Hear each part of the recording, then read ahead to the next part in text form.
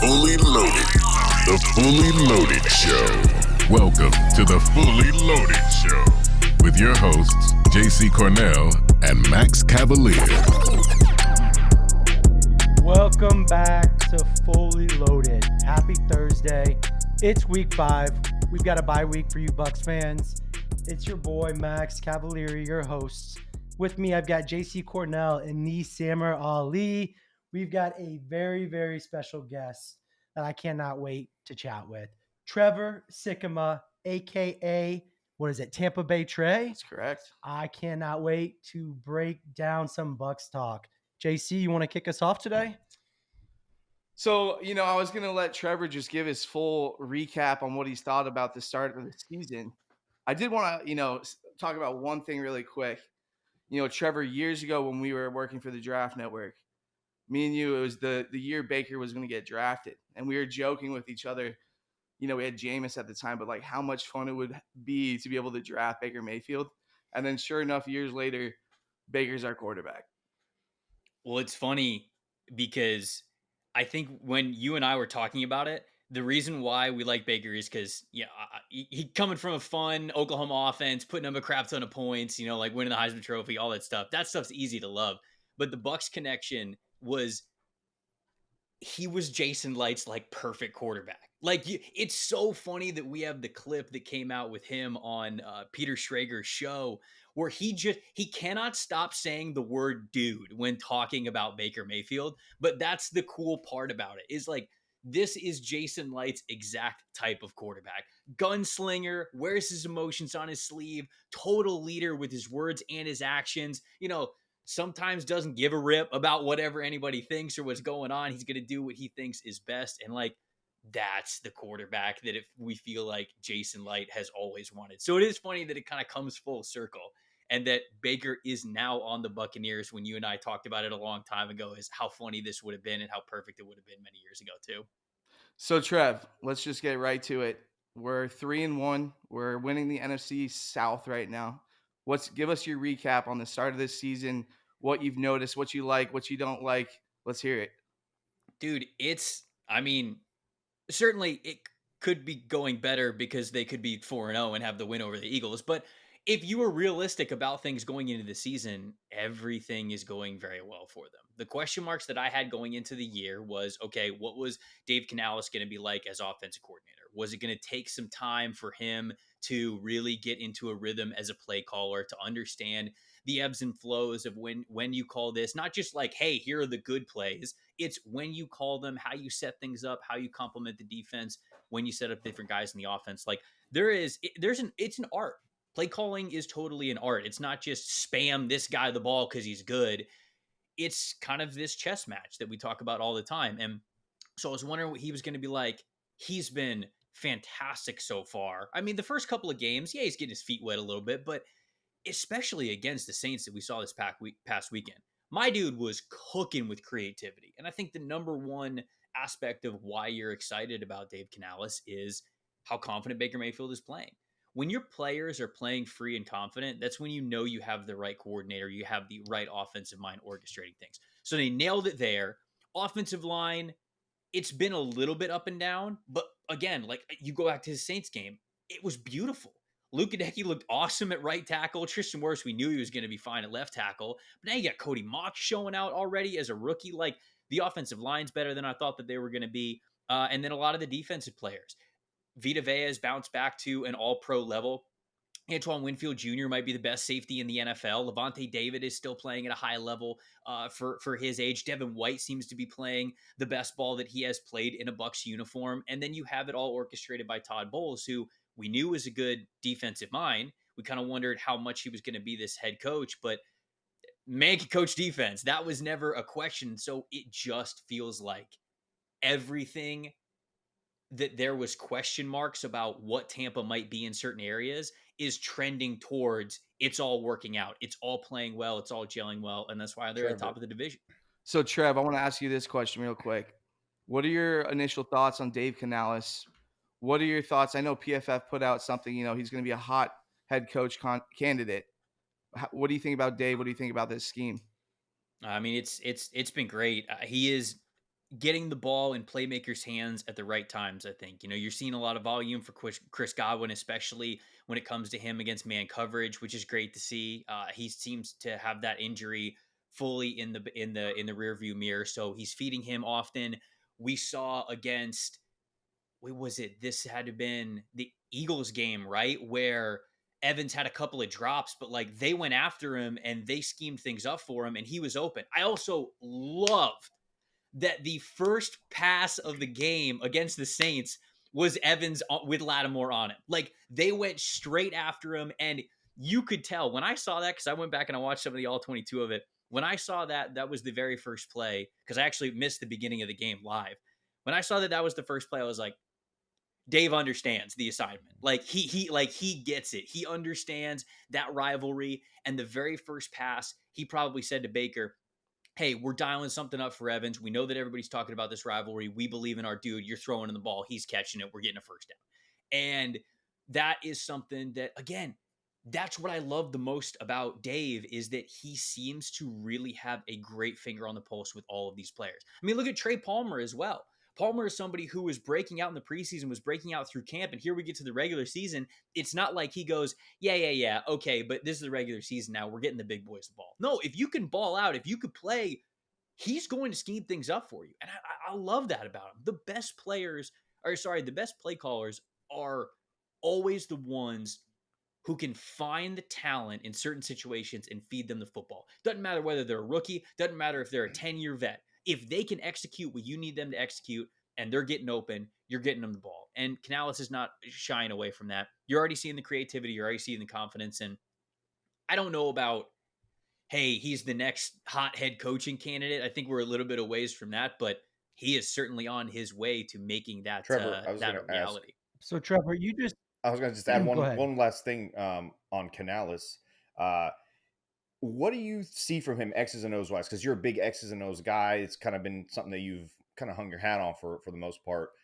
You see him kind of scheming around the inefficiencies of the offensive line. Whereas in years past, it's like, we have to have a 5-step drop. These guys just have to do their job, as opposed to bootlegs and RPOs and play action and movement and eye candy that's helping these guys look better than maybe they are.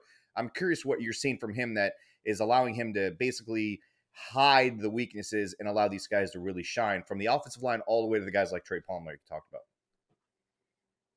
Yeah, and I mean, it is exactly what you said. Certainly from what I have seen from this team 4 games in, it was, man, watching the Bucs offense, especially last year, you guys know it.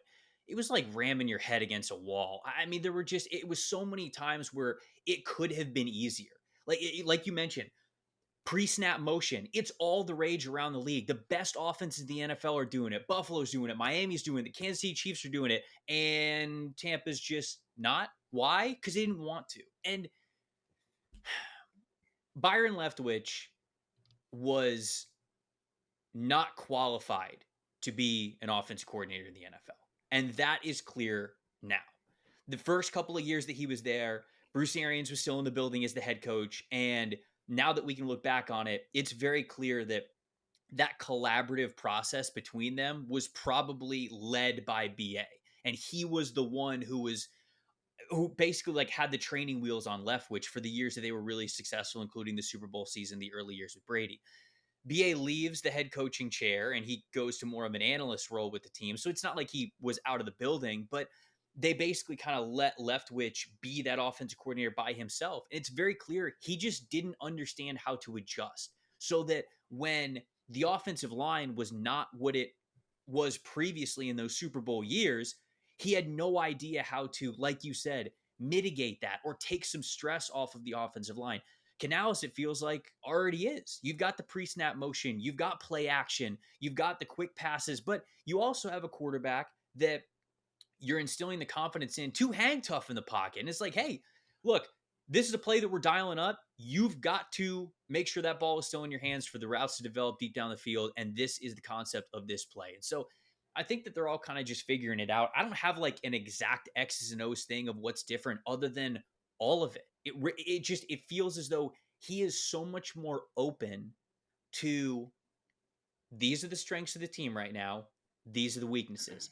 I'm not going to keep running my head into a wall with the weaknesses. We're going to figure out what we are good at, and we're going to try to emphasize that the most while mitigating where we could get better, a year from now, whatever it is, just the status of the weaknesses of the team. And that is not something that existed with this team last year. Under Leftwich, it was, this is the game plan, and if it doesn't work, we're going to lose. That's not coaching. That's not good. That's not good offensive coordinating. And that's bad identity recognition of what your team even is. So that to me is just everything that you really mentioned. The little wrinkles that are now in the offense that were not there before. And I think that's why you're seeing this team play really well right now. So Trevor, I got a question for you. We got the bye week here. As of right now for the Bucs, who's your in-season MVP? Because you just name dropped, a lot of guys back there. There's a lot of talent, been a lot of big plays. Who's your MVP as of right now? Well, as a PFF employee, I feel like I have to say Baker Mayfield because he's playing well. But outside of that obvious answer, because I do want to give a shout out to Baker. Baker is playing incredibly well. But the first two names that came to my mind of who is the Bucs MVP is Vita Vea or Antoine Winfield Jr. It's one of those two guys. Winfield Jr. is the perfect Todd Bowles player. I mean, this guy is, if the game of football is a chessboard, Antoine Winfield Jr. is the queen of this Buccaneers defense.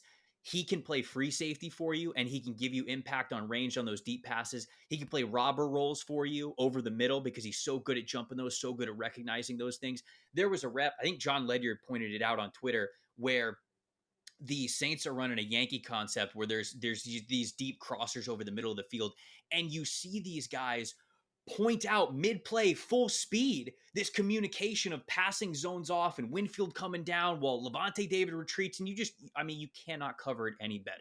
When you talk about a safety, you're talking about the word literally. It literally means the safety valve. Like, that is the guy who is on the back end. This is, if everything goes wrong for you up front, you have a safety net player on the back end who can clean things up for you. That's Antoine Winfield Jr. Those players that are playing that far back, you want them to be the smartest players on the field because they can see everything. They can see everything in front of them.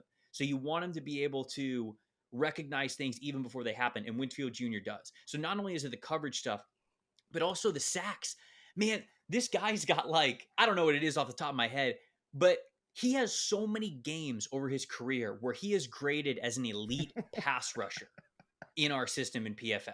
I think he has 12 career sacks already.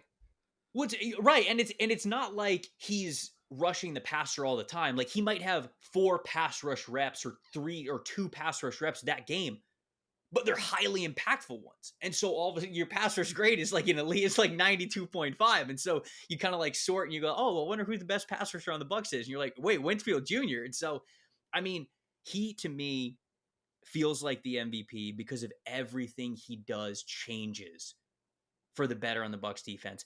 The same can be said with how Vita Vea is playing in the middle. If you are a football purist and you believe that football starts up front, especially with the guys who are closest to the ball, it don't get any closer to the ball than what Vita Vea is. And I'll tell you, he is making the guys around him better. Like Logan Hall, all right, been a little bit of a disappointment since he was drafted. Joe Tryon-Shoyinka, all right, maybe people wish that he would have taken a little bit bigger of a leap at this point in his career.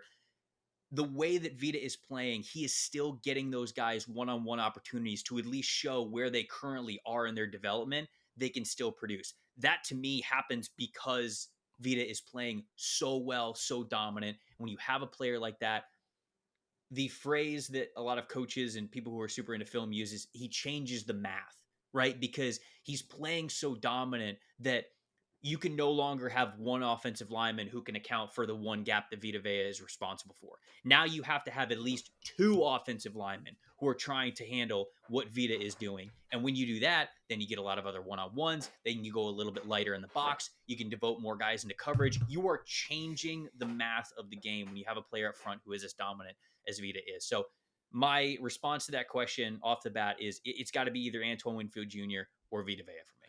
So, Trevor, obviously you're a big draft evaluator. The guy we have not seen yet is Kalijah Kancey. We're hoping, obviously, that he heals up during this bye week and plays. What should we expect with him next to Vita Vea? as far as production, sacks, just wreaking havoc. How excited should we be about this guy? Yeah, he's gonna break the sack record. No, I'm kidding. Please don't clip that. Please don't clip that. No, but I am. I'm really excited for Kalijah Cansey because, as a draft evaluator, you look at a player like this who is so obviously and severely undersized. But you love the tape and you love how he played at Pittsburgh, which I did. I had him as a top 20 player in last year's class. But even then, even for the people that really loved Kalijah Cansey, there were certain teams that were going to be better fits for him. Tampa was one of those teams, right? Because you have a player like Vita Vea next to him, where Cansey, you need for him to have a ton of one-on-one opportunities. And if you do, I think he can really produce at an NFL level. But just because of sheer weight, mass, everything, like, he's going to get pushed around in NFL trenches. Now, he holds up really well for his size, but you still have to put that prepositional phrase at the end, for his size. And so, like, that part still exists. If he's going to get combo blocked in the middle, he's going to get pushed back. It's just the way that it is. But when you have a player next to him who changes the math, well, all of a sudden, maybe you can't combo block Kalijah Cansey, because the run game coordinator for the other team might say, all right, we're going to run straight at this dude. But if you combo block Kalijah Cansey, sure, you might get good pushback. Guess what's going to happen? Vita is going to get his hands up on whoever is in front of him. He's going to have he's going to have his eyes completely in the backfield. And the second the running back tries to run towards that hole that was occupied by the combo block on Kalijah Cansey, he is going to throw that man to the side as if he was a rag doll, and he is going to tackle the running back at the line of scrimmage. And if that happens enough, well, then you got to switch up what you do. Then you got to double team Vita instead. Vita's an absolute house, so you could barely move him. And then Kalijah gets the one-on-ones. So what I really want to see from Cansey is, I think, the same what we wanted to see pre-draft. How is he going to handle man blocking schemes, double teams, duo blocks, combo blocks, whatever you want to call them, where he is clearly outmanned? Is it going to be so bad that it's something where he becomes a liability, or is it just going to be, okay, we just need to be aware of this. And when we think a combo block is coming, when we think a team is going to go duo on us, we shift Vita a little bit closer. Maybe we try to clog this up. Devin White's maybe a little bit closer towards the line of scrimmage. He's getting in there a little bit faster. And then, of course, the pass rush too. Is what we saw at Pittsburgh NFL speed type of pass rushing, or is it something that it's still going to be a work in progress for him? So I'm excited, man. Unfortunately, like lower body injuries suck for evaluating players, because that's all your explosion. Whether it's an ankle sprain or a calf injury or a quad injury or a hamstring injury, whatever, like, that affects how explosive you are as an athlete. And that's kind of a bummer that is his injury. If it was a hand injury, it'd be a little bit different. If a bicep injury, maybe a little different, of course, without it being so severe. But I just hope that they rest him up to the point where he's good to go and he can play free, because that's what you really need from him. For a player like Cansey, you drafted him to play fast. And if he can't play fast, I'd be a little bit worried. So it all kind of just depends how healthy he is. But I'm excited Trevor, to see you him mentioned what I whenever was he going to does ask you get pulled. about, which is his speed. So many of these guys come into NFL, and usually when you hear the word undersized, it almost always has, but he's fast. He has athleticism, stuff like that, especially along the defensive line. So Right. when you go back to what you were saying about how will he hold up in these duo block situations and when he's getting double teamed and kind of being the focal point of the attack in the trenches, how much of his speed is going to play a factor in him being able to kind of counter some of that and maybe get ahead of some of that? Like, Gerald McCoy was here for many years and was famously known for his, first step is get off on the line of scrimmage before the snap. How much of that is something that he can lean on, hopefully, to kind of counteract maybe some of what that focus will be and some of that duo attack that they're going to probably try to use against him? Right. So, when you have these combo blocks that go against you, or even these guys who are these massive interior offensive linemen who might outweigh him by 30, 40 pounds, if you can get across their face, and if you can make them whiff with even one of their hands, like, that can also be useful. Sometimes it's a little dangerous because guys who do that, okay, are you are you almost like blitzing yourself out of your Gerald McCoy. responsibility? And you don't want that. You don't want guys freelancing too much. But dude, I'm looking at his mock draftable chart right now. His 10-yard split and his 40-yard dash. So this guy was just over 6 feet tall, about 280 pounds, and he told me he played around like 275, 280 when he was at Pittsburgh. So that's kind of around his play weight anyways. 164 10-yard split. That's in the 95th percentile for all interior defensive linemen. And a 4.67 is 99th percentile. I mean, it's basically the fastest interior defensive line 40 we've ever had. So to your question, Sammer, there are a lot of interior defensive linemen who we look at them in their production and we say, okay, he's smaller, but he's fast. Cansey's a little bit different because he's not just fast. He's kind of like historically fast. So that's where you want to be. If you are giving up size, you don't just want to be like, all right, yeah, he's giving up, but he's pretty fast. You want to be stupid fast. And that's exactly what he was in Pittsburgh. And I think that's what he showed at the combine too. Now, the Buccaneers, another reason why I loved where he landed in Tampa and why I thought Tampa would be a good spot for him is because Bowles is very versatile in his fronts. Sometimes he's running 3 down linemen. Sometimes it's 4 down linemen. Sometimes it's 5 down linemen, right? Bowles will throw the whole kitchen sink at you. So he is somebody else who puts players in positions to succeed. And it's not just Vita Vea, right? It's Greg Gaines as well. It's William Golson as well. Shaq Barrett's obviously a good edge player. Logan Hall is a sort of a tweener, and we're to put production aside, like the dude can hold his own as a 5 technique defensive end. So if all of a sudden you've got, let's say, a package where Vita Vea is playing nose, Greg Gaines is playing next to him as a 3 technique. Let's say that you shift Kalijah Cansey out to a 5 technique defensive end, and then you got Shaq Barrett on the other side as the other defensive end. Well, all of a sudden, you got to pay attention to Shaq Barrett because he's still nasty. All right. You certainly got to pay attention to Vita Vea because if you single block him, you're losing your entire leverage on the line of scrimmage. Greg Gaines almost commands the same type of strength responsibilities. So all of a sudden, you got Kalijah Cansey one-on-one with some sort of blocker on the end. And I mean, this guy can hit you inside. He can get across your face. And so there's so much creativity to me, where you can line him up. And it might be a little bit of a journey to find out, hey, what spots we can call and where we can put him in certain situations. But the Bucs defensive line is just so versatile. They have so many different bodies that they can throw at you that it's not like the Bucs drafted Kalijah Cansey and said, you're going to be our full-time 3 technique defensive tackle, and you are only playing 3 technique defensive tackle. He'll play 3 technique defensive tackle sometimes, but he'll also play 4-eye. He'll also play as a 5 tech defensive end. And I bet they even get creative where he's one of those dudes who's like standing up over the center in a 2-point stance, like Myles Garrett was the other week. So that's something that should be encouraging about Cansey, is that you've got a defensive coordinator like Todd. His little sample size that he had, Trevor, in Minnesota, they ran a game with him and Vita Vea, and he almost broke Kirk Cousins in half.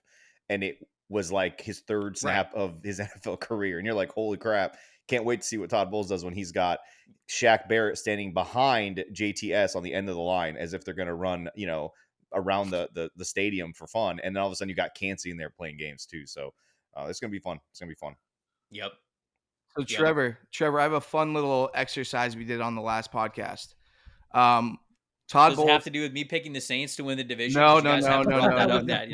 I thought you were going to. Okay, sure. no, that's a Sammer question. But so I'm surprised it wasn't question 1. Saving the best for last. So we're here at the bye week. Todd Bowles has not announced team captains. All right, there's usually 6 captains on a team. One's a special teamer.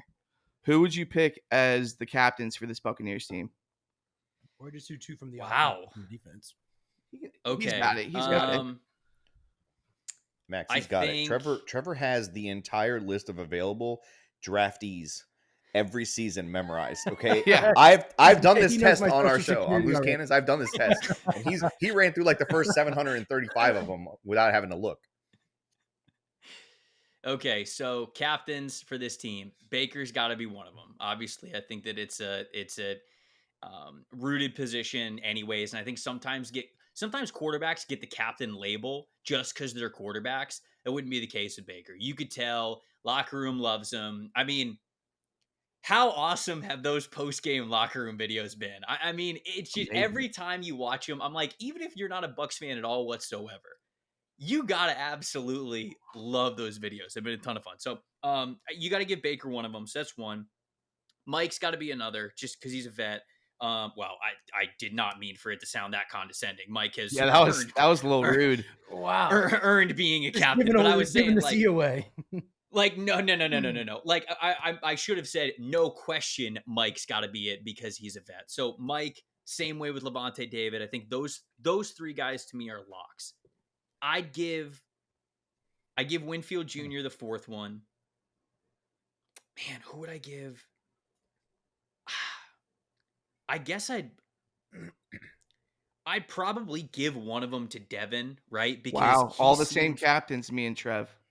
because he seems like the vocal leader, right? So you would want that to be the case with him having the C on his chest. So I think those are the 5 captains that I would identify, and then special teams. Can it be anybody on special I teams? mean, it or could be does a it have to gunner, like- it can be a kicker, it can be a punter, it could be a Most long of the time, snapper. it's either the long snapper or one of the like lead gunners, the guys that are like out there battling and almost getting murdered on every snap. The Chiefs. We've always had a punter or a place kicker. You know, it's usually that like big dog that's always down there. Yeah, but we've had Jake Camarda is I mean, punt god come at on, this he just point, won so- special teams so, player I of the mean, like, month. you could give it to him and you could be happy about it. Those dudes just I'm aren't trying to leaders. think. Like I love Camarda. I'm number one on the Camarda No, train. no, You no, guys know that. I- But like, Right. Who was our old captain back in the day? yeah, Like Ryan that's what I'm Smith? saying. He Was was a that- gunner. Well, yeah. Yeah. No, who is the longtime linebacker who's their special teams captain for forever? Man, this is so bad. I totally forget. People are yelling at me on the other side of the podcast. 'Cause they Could probably be know who it KJ is. Britt, even guys like that. I feel like that are just more. Yeah, because I was thinking about him, like he's a vet. I don't does Neil play special teams? I haven't Yeah, looked he at had a special big teams tackle on the snaps. opening kickoff just to start So then the Saints game. I might make it Ryan Neal depending on like how he is in the locker room. Like if he is somebody who exemplifies like captain like behaviors, being somebody to lift other players up, always checking in with everybody because he's a vet. And like I love the move when they went to get him from Seattle. I thought that was a really underrated signing from Jason. So I thought that was a good one. So he could definitely be one Carl of them. the Truth Williams, possibly. I mean, could we go Quezzy here? Michael Spurlock. Yeah. I don't know. Do you guys have one? Is there an obvious one that I'm forgetting? I don't think there is an obvious one. I would probably go with Camarda. I've tried to listen. I've had a couple interactions Yeah. with him. He is like the least leadership dude you'll ever talk to. It's the weird. Like he's super cool. He's chill, but he's like so chill. He likes to be away from everything. He just kind of likes to I'd be give by it to- himself. Was it Kevin Minter that was the captain for a Yeah. long time? Yes. All right, thank Yes, you. Kev- All right, my brain works. Okay. Kevin was Minter. supposed to be the Kevin brains Minter behind was the one. Bucs. Kevin Minter was one of them. He was one of them. Yes. I'd almost give the sixth one to Yes, Christian Izzy. I like just that. Let's do it. just 'cause Ooh, he's I an like it. absolute Yeah, I baller. like that. But he's a rookie, so you're probably not going to give it to him. But like that dude, You don't I think he think plays teams? He probably plays teams. Jason. If he's slot, Yeah, I feel like he's gonna play teams. He's a rookie. All right, so Jason Light's Jason Light's done it again, by the way. yeah, drafted Jason or Light. somehow We're getting officially talking Christian. Jason Light, so I'm going to put Trevor in GM mode. We're going to get Okay. another Mm, tough that question is- here. All right, we got guys we need to extend. We got guys we need to sign. We got Antoine Winfield. We got Tristan Wirfs, Devin White, Mike Evans, Baker Mayfield. How do you approach that? Who are you signing? Who are you letting walk? How do you do it? They don't pay me enough to answer this question because it's a tough question. Man. So I think Mike Greenberg's a wizard, obviously the cap guru for the Buccaneers. And I think that they're gonna find a way to bring us back as many guys as they possibly can. I think of the players that you mentioned, honestly, Winfield Jr. and Tristan Wirfs are the top 2 priority players for me. Like those are the 2 that are at the very top. I think that they're in they're in tier 1 of like the guys that, hey, we need to structure what we are doing to bring those players back. Franchise cornerstones. Yeah, 100%. I mean, especially Wirfs. I mean, he plays just such a premium position. The guy's been an absolute house for them at right tackle. Now he's showing that he can do it at left. He's still young. It's still unbelievable that they were able to draft him where they ended up drafting him in the middle of that first round. So you prioritize Wirfs, you prioritize Winfield. I think they get Mike back anyways. You gotta pay him a decent chunk of change, but I think they'll get Mike back anyways. And then this one gets funky. Yeah, it'd be so the only other two are Baker and Devin, right? So I would tell you that the order is Antoine Winfield Jr. and Tristan Wirfs in tier 1. I think Mike Evans is in tier 2. You bring Mike Evans back. And then immediately after that, I would say it's Baker Mayfield. And then last, I would say it's Devin. Just because I think Devin is... Whenever you put Devin last on a list like that, it sounds really insulting. But the fact of the matter is that I think Levante does a lot of the really tough stuff at linebacker.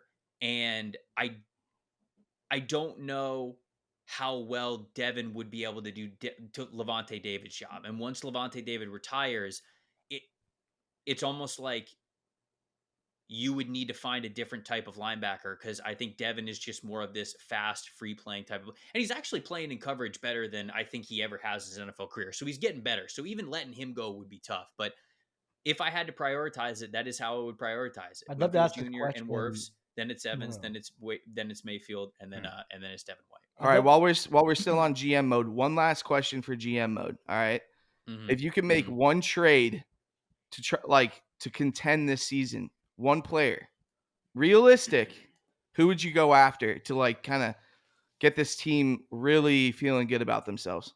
You got to keep salary cap in mind too, what you're going to pay him, all that stuff. Like, yeah, it can't just be some rainbow scenario where you can just sign any unicorn to this team.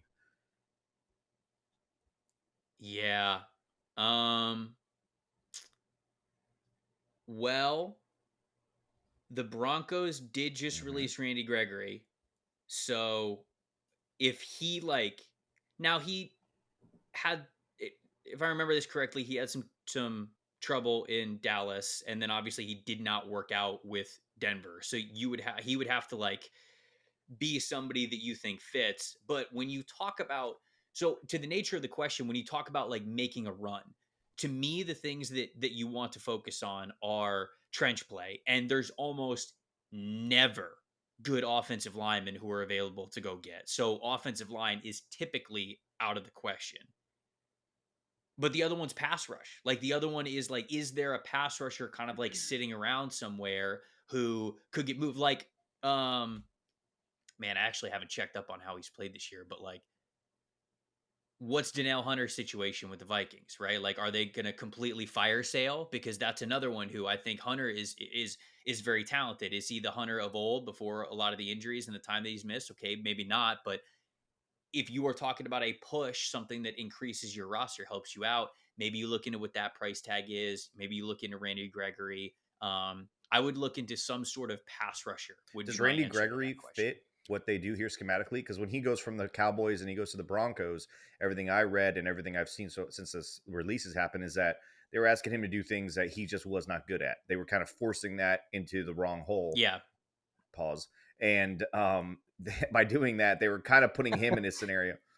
Yeah, which pod? Yeah, I know that wasn't even on purpose. So they were kind of forcing him in a scenario where it's almost like he's not going to win in terms of not individually, but just with the scheme. Does he fit what the Bucs do? Would that be something that fits, or is he more still kind of outside of that? I'm not really worried about it because Bowles does such a great job of putting players in the right positions.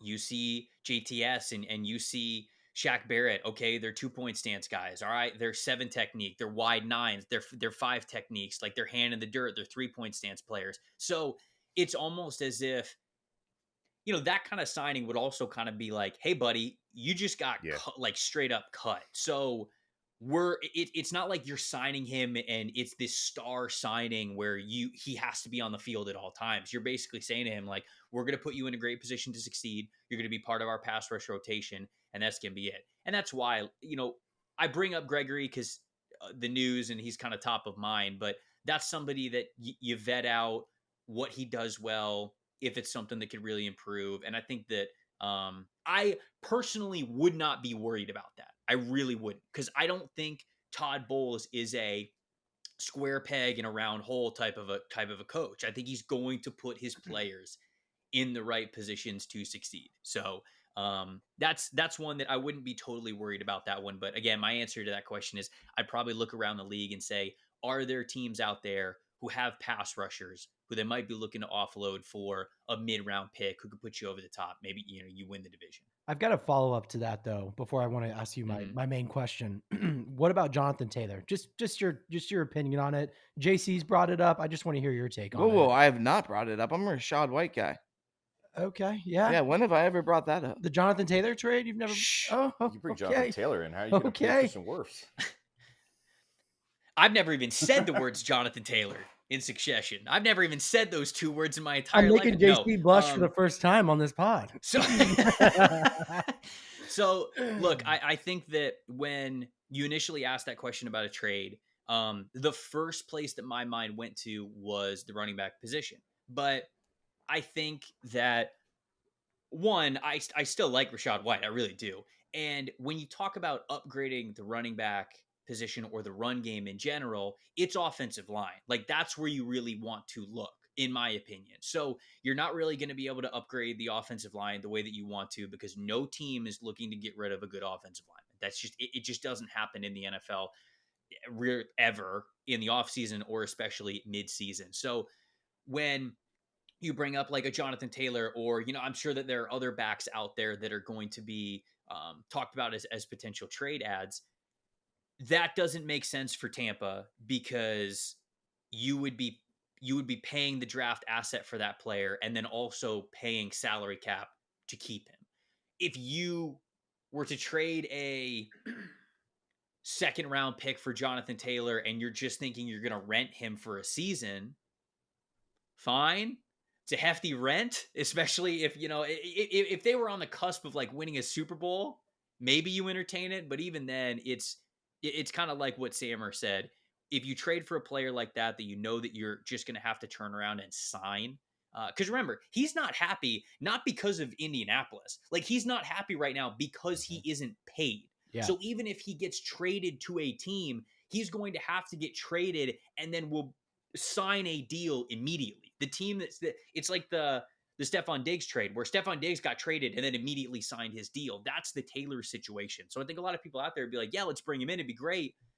He's pissed in Indy right now because he's not signed. So even if you traded for him, it's not like he's like, whew, thank God I'm out of Indy. Now I'm pumped. He still wants to get paid. You'd have to pay him immediately. And like we went through with the other GM exercise, there's just too many guys on this roster that you really. What about a guy like Dalvin Cook, or is he cooked? I think he's cooked. He might be cooked. And, dude, and I didn't think Dalvin cooked. Is cooked. That's what they needed. That changed. Yeah, Dalvin cooked. That's Dalvin cooked. I did not think that he was going to go from Dalvin Cook to Dalvin Cooked in like 6 months. Because I watched some of the tape from him last year, and yeah, it wasn't as good as it had been in the past, but I still felt that this was at least top 20 back in the league, but he just does not look like he has it right now. And so I wouldn't entertain that. Behind a pretty bad O-line. All right, so I'm going to, Max, he's, just a little additional thought. No, you're good. Behind a bad offensive line, he's supposed to be there chasing rings with A-Rod, and it didn't. True, but it doesn't get right. Like, look at Tampa's run game right now. It's not like it gets that much better. Tampa, I think, is pass blocking better. And like we talked about earlier in the show, like, they're mitigating some of their offensive line weaknesses, but it's very difficult to mitigate run blocking weaknesses. You kind of just got to be good at run blocking. And so if they were to trade for like Dalvin Cook, I think a lot of the Florida State fans that live close to the Tampa area might love it, but I don't think that that's any different than Rashad Well, White. I don't think I that's want a to big ask upgrade one there. question. Kind of, this will set up Sammer's question here in a minute, though. Just looking at the, just looking at the rest of the schedule here, and we can kind of go game by game for the NFC South. Kind of where you see the Bucs finishing up at this year. You know, if we go through the rest of the season here, you know, looking at the schedule with Detroit, what do you like there? Win and loss. I just want to see where you think the Bucs end up record wise. Can we go game by game? Yeah, let's go game by game. So this, you know, we You have the can go- bye week yeah, this you week. can go. So Detroit, you got Detroit the following week, week 6. What do you like there? I still would give the edge to Detroit in that game, even though the Creamsicles might power them to a victory. I do have to say that.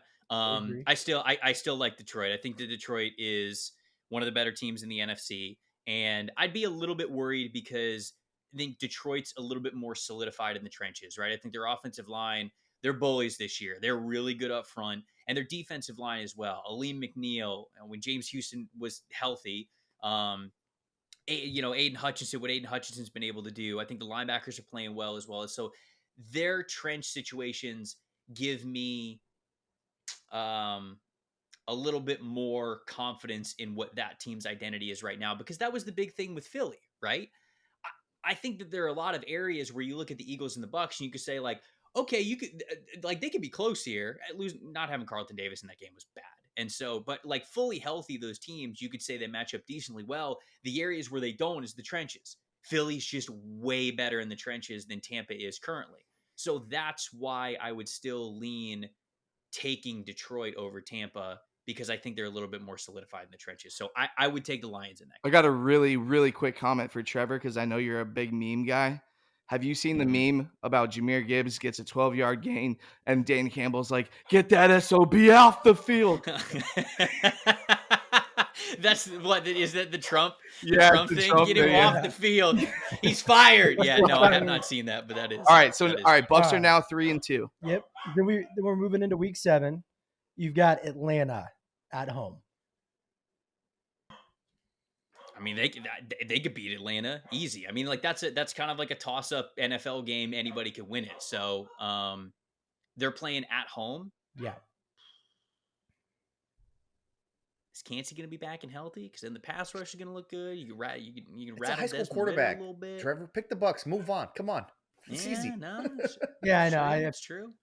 I'd take Tampa. I would take Tampa in that game. Okay, 4-2. I like Arthur Smith a lot, though. Like I really do like the Falcons, but I would take Tampa in that game. All right. Moving on to Buffalo.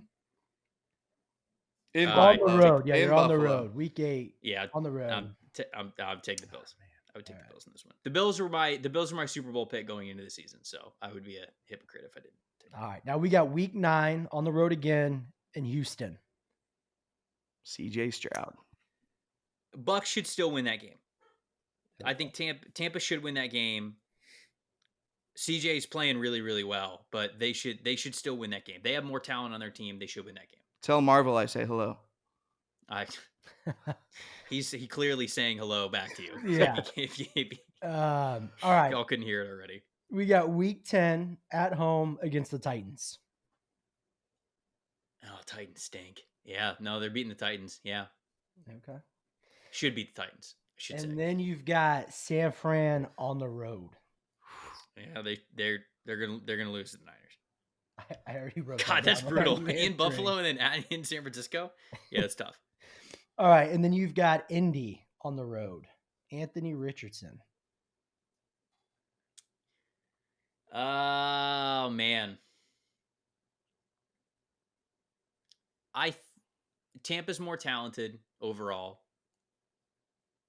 Oh man, Shane Steichen versus Todd Bowles. That's gonna be fun as hell, man. Yeah. I love what Shane Steichen is doing with Anthony Richardson, how he's changing that offense around, how it's really emphasizing his strengths. But Tampa, I think, is too talented on defense. I will take Tampa in this game. All right. So then you've got Carolina at home. They should beat Carolina. Yeah, they should beat Carolina. I think some people went into the season thinking that was going to be a 1-1 split. Like they should pretty easily beat Carolina. Yeah. And then you're moving on to week 14 in Atlanta. Do you think they split the series? Yeah, I don't think they're going to sweep Atlanta. So I would give that to Atlanta. In Atlanta. disagree there. Yeah. Disagree. Oh, okay. I'm shocked. We got the peanut I'm gallery shocked. back here. Don't worry. we- Next episode. Don't worry. Next episode, Samer's gonna make us ask him all these same questions. I know. Yeah. We're gonna do a segment with Sammer. Oh man, I can't listen to him do this to my team. All right, we got. What do you mean? They've got like man. 5 total like it. I losses don't like right it at now. all. What do you mean? All right. So week 15, you're in Lambeau. Ugh. Jordan Love. Keep in mind, Trevor, I will be at this game as well as the Buffalo game, so don't make me go to 2 road losses. All right, just keep that in mind. So you will be at this game? Yeah, Tampa loses this game then. Tampa loses this game. I love it. Man, I thought I was the villain over Yeah, here, man. no, I know. no. This is another. They've got a handful of toss-up games that could go either way. Tampa Bay trade known Bucs pessimist. Yeah. All right, moving along. We got week 16 on the road or at home, excuse me, against the Jags. Yeah. I think they beat the Jags. That was Ooh. tough. I saw it in his facial expression. I think they beat the Jags. Now, we're a long way away from that game, but Jacksonville can't get after the passer. Like they got no pass rush right now. It was better this past week, but man, All right. So we got if you can't get after the quarterback, it's gonna be tough. So I'll take Tampa in that game. all right. Then we've got New Orleans at home. You get a redemption here, Trey.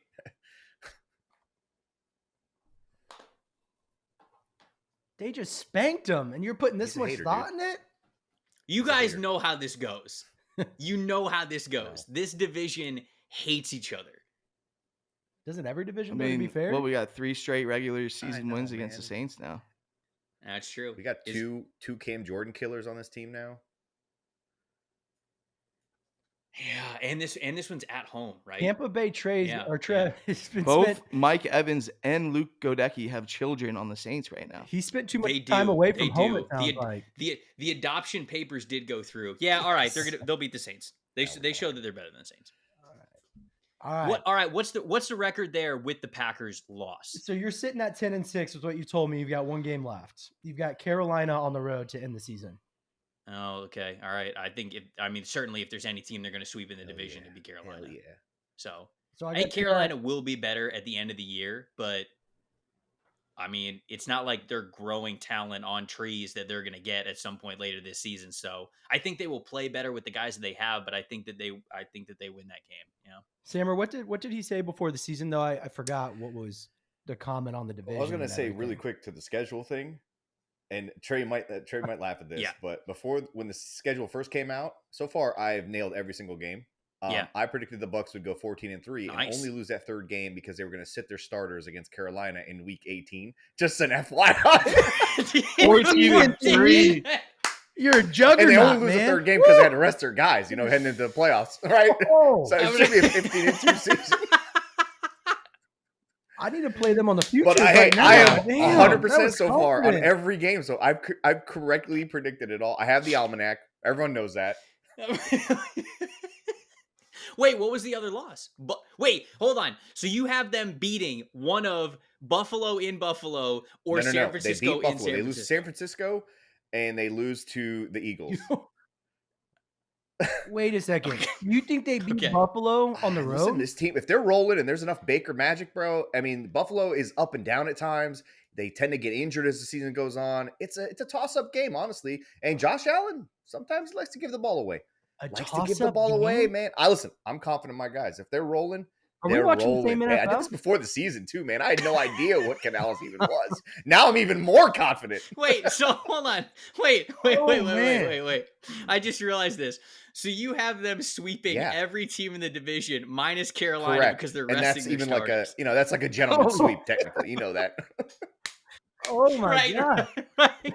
I don't see. Shit, And the man. Bears are going 13-4. We have I talent, though, swear, man. Trevor, that's why we have The Bears are going to win out. That's why we have a Kansas City fan on this Bucs podcast. Like, Yeah. this keeps us in check on lofty expectations. Mahomes played his worst career game, and we still. All won. right. Sorry, my bad. All right, well, here we go. Stammer, you So I got had them at what? 11-6. 11-6, and 11-6. 11-6 wins the Easily. division. Oh, 11-6 absolutely wins division, no question. And like after the 3-1 start, yeah, I think that you've got to think that splitting with New Orleans is. I probably would have had the team split with New Orleans and split with Atlanta anyways, but them winning in New Orleans and then losing in Tampa would be a little bit tougher to predict. So I don't know, man. Trevor, That's listen, 11-6. All So right. Trevor, I know we could probably all sit on here and talk for like 3 hours straight easily, but I want to like kind of wrap it up and hopefully get you back on the show pretty soon for some amazing, content that you always bring. My last question for you, Mm-hmm. I know you're splitting time probably in Cincinnati and Charlotte. What do you miss most about living in Tampa? Dude, everything other than my fiance being in Charlotte, honestly. Like Tampa is truly home, man. Like I just love everything about that area. I love the Anna Maria Island beaches. I love the downtown St. Pete area. I love the food places in Tampa. I love the weather down there. Like it's I miss. Well, it is easier being in Charlotte because there is Publix in Charlotte, thank God. But I miss like living 2 blocks away from where a Publix was, Yeah, man. It's quick just pub sub. just a real quick, casual, full whole chicken tender. That's just what we're going for every single day. I miss everything about it, man. I just love that the Tampa area. That'll always be home to me, man. I miss everything about it. Awesome. Well, guys, I think that wraps up this segment. Thank you so much for coming on, man. It was great meeting you. Love what you're doing. Hope to get you back on soon because I also want to ask some questions to see the follow up on all these Yeah. on all these takes. Yeah, we took today. to be continued. We got for a lot sure. of hot takes on the futures right now. Yeah, man, absolutely. I always love coming on, whether it's y'all's pod or Sammer's pod with the Loose Cannon guys. Like this is I've told them before, this is very therapeutic for me, right? I'm not with Pewter Report anymore. I don't get to cover the team, so I don't get to talk about them every now and then. And nobody's a Bucs fan up here in Charlotte, so I never get to talk about it. So this is great for me. I appreciate y'all having me on. This is a blast. We'll definitely have to do it again soon. All right, man. Be in touch. Thank you. Appreciate it, man. All right. We'll talk soon. All right. Now we're going to switch gears a little bit. We're going to bring my man Hank the Tank back in. Moving over to our pick 6. Us three are going to break down games that Hank has selected himself, and we're going to move into betting. So, Hank, I'll let you take over. Thank you, Max. I appreciate it. So we are in week 3 of the Pick-6. Coming into this week, Max, you're on a heater. You're at 12-1 through 2 weeks. JC, another solid week last week, 10-3 through 2 weeks. Sammer, I believe you went 4-2 if I listen back. So a solid start for your competition going into this 3rd week. Trying to make it difficult for you guys. Our first game, the Titans are 1-point favorites going to Indianapolis, playing the Colts. Colts coming off an overtime loss to the Rams, but Titans are 1-point favorites. So who you guys taking here? We'll pass it to Max. He's in the lead, so I'm rolling with the Colts this week. I'm a big Richardson believer. I love what they're doing in Indy. So I'm gonna take the Colts. I am going to take the Colts as well. I think Anthony Richardson dominates that game. If you're a fantasy manager that's lucky enough to have him as your starting quarterback in fantasy, he's going to be putting up like 30 a game.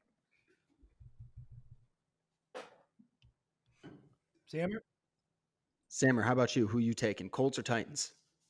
You're frozen right now.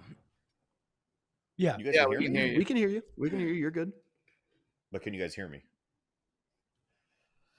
I'm taking Anthony Richardson with the Colts for sure. He's got a lot of good stuff happening there, and the Titans are straight garbage. So Colts. All right. I like it. Moving on to game 2, we're going down to the state of Florida. We're going down to South Beach. The Giants coming off another bad loss at home against the Seahawks, going down to play the Dolphins, who are coming off their first loss of the year after a little bit of if you would say, a slice of humble pie against the Bills. But the Dolphins are 10.5-point favorites at home in their building against the Giants. Max, you're in the lead. You taking the Dolphins here to cover the spread, or you leaning on the Giants to you giving them the points? So, I stick to my old betting rule. When you see a spread this big, always take the team that's given up that many points. So I'm going with the Fins. I also think this is a big game for the Dolphins. They're finally getting that praise as a top dog. So I want to see how they rebound. I'm taking the Dolphins. Yep, I'm taking Dolphins to cover. I believe that Davon A-Chain is going to be turned into one of the best running backs in the NFL. He's already getting comparisons to Chris Johnson, and if you watch the running style, it's extremely similar. They're small dudes, but they're powerful and Dangerous. they're so fast and Yeah. so hard to tackle. I'm taking the Dolphins.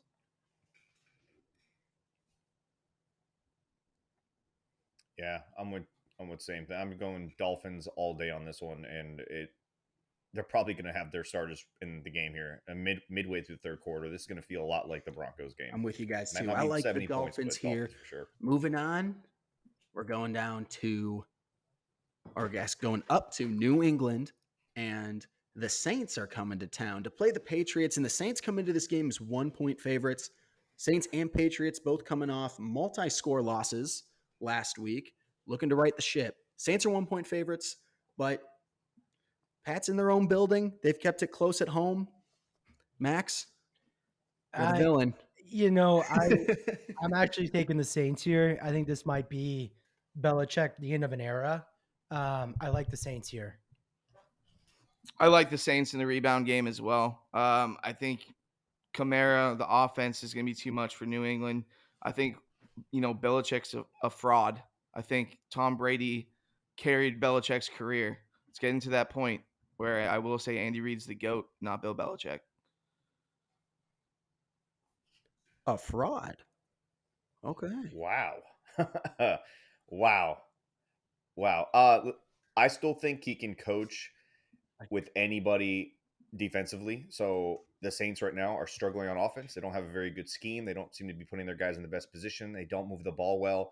As bad as the Patriots offense is, their defense should be enough, especially with Bill Belichick coaching them. Finally. I go Patriots here. I'm gonna go with Sammer here. I like the Pats at home. The Saints are a tough watch. I mean, their offense, it's not fun. It's not entertaining. I mean, neither are the Patriots, but I'll give them the edge up in Foxborough. And moving on, we're going out to Sin City. Packers going down to play the Raiders. Pack are 1-point favorites. Raiders coming off another loss, but the Packers they're coming off a long week. We're on Thursday night last week. Obviously lost to Detroit, but they come in as 1-point favorites. I like the Packers here. Max, I'm taking take it Raiders. away. I'm taking Raiders. I've seen enough of the Packers where I was high on them earlier in the year, and they're losing my faith and confidence. So I'm going Raiders. So I have a question regarding this game. Who's playing quarterback for the Raiders? I think Aiden O'Connell still. So Devontae Adams came out and he was saying a lot of positive things about that guy. I think I'm going to ride the Raiders in this game. Okay. He also batched the culture, though, on the same turn. But yeah.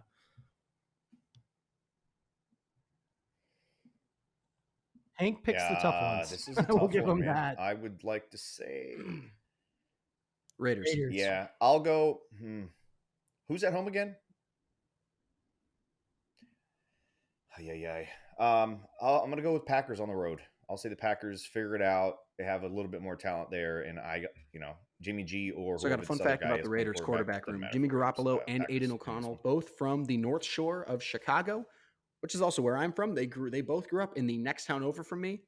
So yeah, North Shore boys representing out in Las Vegas. So I'm going to roll with the Raiders here. Panthers, next game number 5. The Panthers are headed to Detroit. Detroit's a 9.5-point favorite. They're coming off a big win and a long week. Carolina still searching for their first win, and Bryce Young, I believe, is still questionable this week. Lions are 9.5-point favorites. I'm taking the Lions here, and I'm taking them and the points. They're going to cover that spread.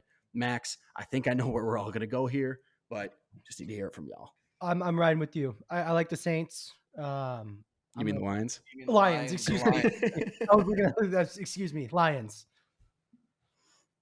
Sorry, yeah, I'm taking Lions -9.5 as well. I can't concentrate because Sammer's face is frozen on our computer screen, and it might be it's the best photo. Funniest face I've ever seen in my life. That's your profile picture for me. But yes, I'm taking Lions -9.5 against the Panthers. I'm going to take a picture of this. Yeah, sweep for sure. I think we all agree the Lions are absolute dogs right now. And yeah, doesn't matter if they're at home or away, especially in this matchup. Yeah, I like that we're all on the same page. Lions In most to of these cover games, as we're all well. riding the same teams. Final game of the weekend. The Bengals, who who are viewed as, by some, a Super Bowl favorite going into the year. They've really struggled to get going. Joe Burrow, the calf injury he suffered in training camp, still not 100%. He's really struggled this year. They're going to play the Cardinals, who, whatever you say, they've played tough, they play hard, and they've kept some games where they close that they probably shouldn't have been in. The Bengals head to State Farm Stadium as 3-point favorites. I can't believe I'm saying this. I like the Cardinals here. I like the Cardinals at home. The Bengals have just really struggled to get anything going.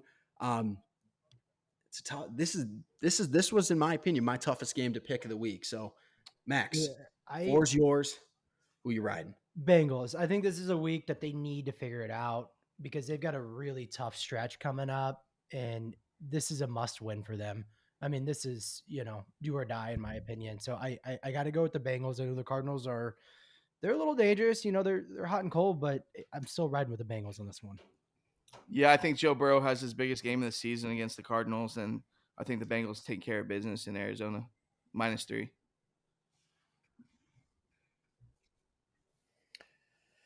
Yeah, this is the get right game. This is what college teams used to do, where they schedule that Louisiana State Tech Community College to come to town. This is definitely the Bengals getting their stuff figured out. Maybe not 100%, but getting back on track and Burrow, Perfect. I calf like or it. no calf. And then just a reminder, we got the cards. Titans at Colts. Titans are -1.